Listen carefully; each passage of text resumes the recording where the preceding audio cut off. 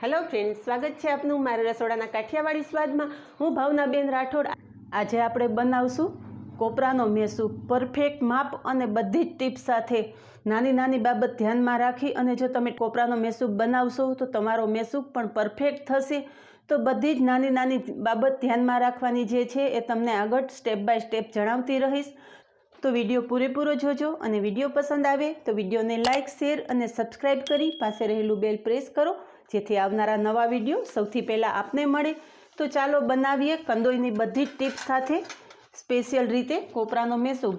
तो टोपरानो मेसूब बनावा माटे अहींया मैं 100 ग्राम जेटलुं सूका टोपरानुं छीण लीधेलुं छे, 100 ग्राम दळेली खांड लीधी छे अने सेम बाउल में 100 ग्राम जेटली घरनी मलाई लीधी छे। जो तमारी पासे घरनी ताजी मलाई ना होय तो तमे मलाईनी जग्याए घीनो उपयोग करी सको छो, पण मलाई ल्यो तो मलाई घरनी एकदम सरस ताजी होय एवी ज मलाईनो उपयोग करवानो। जो वासी मलाई हशे तो टोपराना मेसूब थोड़ी वास आवशे अने अहींया मैं 3 चमची घी लीधेलुं छे। घीनो आपणे आगळ उपयोग करशुं। तो पहला तो आ बधी ड्राय सामग्री मिक्स करी लेशुं। तो आ बधी सामग्री आपणे गैस पर राख्या पहला ज मिक्स करवानी छे। मेसूब बनाववा माटे हमेशा जाडा तळियाना वासणनो उपयोग करवानो। जो तमारी पासे नॉनस्टिक पेन होय तो एनो ज उपयोग करजो, पण जो नॉनस्टिक पेन न होय तो घर में रहेलो कोईपण जाडा तळियाना वासणनो उपयोग करवानो। तो कोपरानुं छीण, दळेली खांड अने मलाई त्रणेय वस्तु आपणे मिक्स करी लेशुं।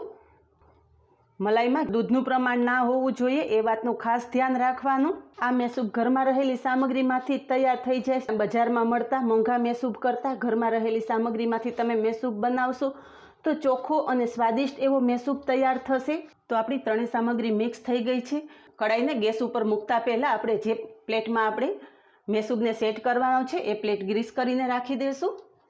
अहींया मारी पासे आ रीतना प्लेट छे। जो तमारी पासे आवी प्लेट ना होय तो तमे थाळी में सेट करी सको छो। थोड़ुं घी नाखी अने प्लेट ने सारी रीते ग्रीस करी लेशुं। आ बधी प्रोसेस आपणे गैस चालू कर्या पहला करी लेवानी छे। तो ग्रीस करेली प्लेट आपणे साइड पर राखी देशुं। आगळनी प्रोसेस गैस पर करशुं।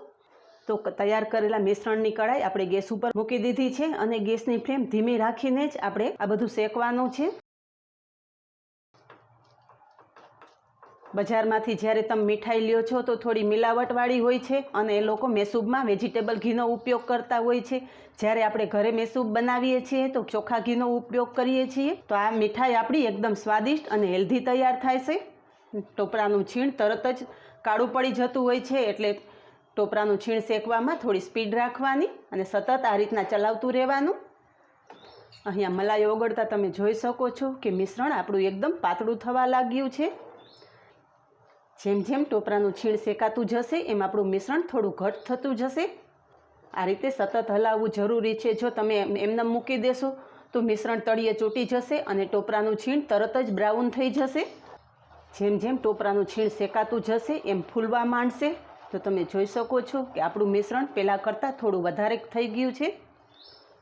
तमे चणाना लोटनो मेसूब बनावो तो 1 भागनो लोट अने 2.5 થી 3 भागनो घीनी जरूर पड़ती होय छे त्यारे मेसूब तैयार थाय छे। पण आ कोपराना मेसूबमां आपणे घीनुं पण ओછી जरूर पड़े छे। त्रणेय वस्तुनुं प्रपोर्शन सरखुं राखी अने आपणे आ मेसूब तैयार थाय छे। तो हजी आपणे 4 થી 5 मिनिट आ रीतना सतत हलावता रहेशुं। अहींया तमे जोई शको छो के थोड़ी वारमां ज आपणुं मिश्रण एकदम सरस घट थई गयुं छे अने मिश्रणमां जाળી पड़वा लागी छे। नजीकथी बतावी दઉં તમે જોઈ લ્યો। અને આપણા કોપરાનો કલર પણ ચેન્જ થઈ ગયો છે।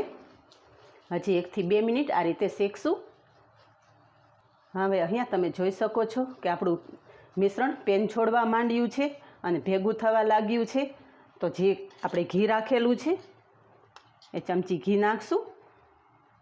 એકી સાથે ઘી નથી નાખવાનું, આ રીતે થોડું થોડું કરીને ઘી ઉમેરવાનું છે। અને જેમ જેમ ઘી ઉમેરાતું જશે એમ આપણું મિશ્રણ એકદમ સરસ જાળીદાર થતું જશે। હજી 1 ચમચી ઘી ઉમેરશું। ટોટલ આપણે 2 ચમચી ઘી ઉમેરેલું છે। હવે અહીંયા તમે જોઈ શકો છો કે આપણું મિશ્રણ એકદમ સરસ ઘટ થઈ ગયું છે અને સરસ જાળીદાર પણ થઈ ગયું છે। તો ગેસની ફ્લેમ બંધ કરી દેશું અને તૈયાર કરેલા મિશ્રણને આપણે ગ્રીસ કરેલી પ્લેટમાં પાથરી દેશું।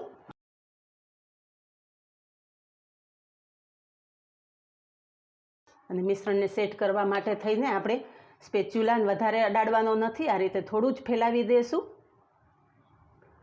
જો તમે પ્લેટ ટેપ કરશો તો તમારું જે મેસૂબમાં જાળી પડેલી છે એ જાળી વિખાઈ જશે, એટલે હળવા હાથે જ આ રીતે ફેલાવી દઈશું.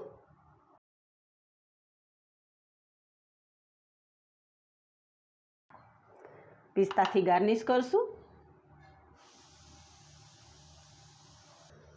અને સાથે થોડી બદામની ચીપ્સ પણ નાખી દઈશું.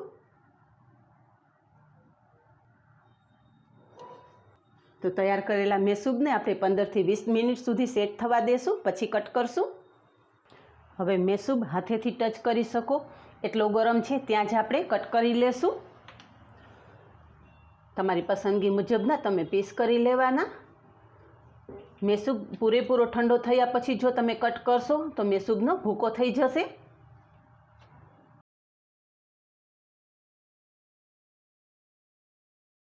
કટ લગાવી દીધા પછી મેસૂબને પૂરેપૂરો ઠંડો થવા દેવાનો, પછી જ સર્વ કરશું. હવે મેસૂબ એકદમ સરસ ઠંડો થઈ ગયો છે, તો પીસ અલગ કરી લેશું.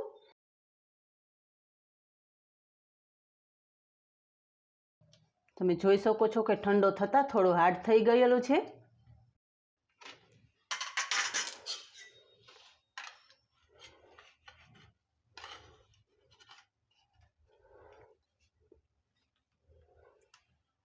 અહીંયા મેસૂબની જાળી તમે જોઈ શકો છો કે એકદમ સરસ જાળીદાર અને કલરફુલ આપણો મેસૂબ તૈયાર થયેલો છે. નીચે બ્રાઉન કલર આવી ગયો છે.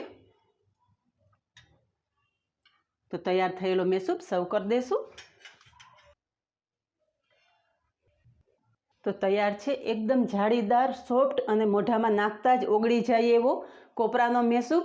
અહીંયા તમે જોઈ શકો છો કે જે 2 કલરનો મેસૂબ બને છે એ જ રીતનો આપણો 2 કલરનો મેસૂબ બનેલો છે અને મેસૂબ એકદમ સોફ્ટ થયેલો છે. અંદરની જાળી અને કલર તમે જોઈ શકો છો. શ્રાવણ મહિનાની શરૂઆત થઈ ગઈ છે અને શ્રાવણ મહિનો એટલે વ્રત ઉપવાસના દિવસો. શ્રાવણ મહિનામાં આપણે અનેક વ્રત રહેતા હોય છે, તો આ મેસૂબ તમે વ્રત કે ઉપવાસમાં પણ ખાઈ શકો છો. અને રક્ષાબંધન નજીક આવી રહી છે તો રક્ષાબંધનમાં આ રીતે મેસૂબ બનાવી અને તમારા ભાઈને ખુશ કરી શકો છો. તો રાહ શેની જુઓ છો, વિડીયો પૂરેપૂરો જોવો અને આ જ રીતે તમે મેસૂબ બનાવો અને મને કમેન્ટમાં જણાવો કે આપને આ નવી રીતે સ્પેશિયલ રીતે બનેલા ટોપરાના મેસૂબની રેસીપી કેવી લાગી. આજે બસ આટલું જ. મળીએ નેક્સ્ટ વિડીયોમાં. ત્યાં સુધી બાય. Thank you.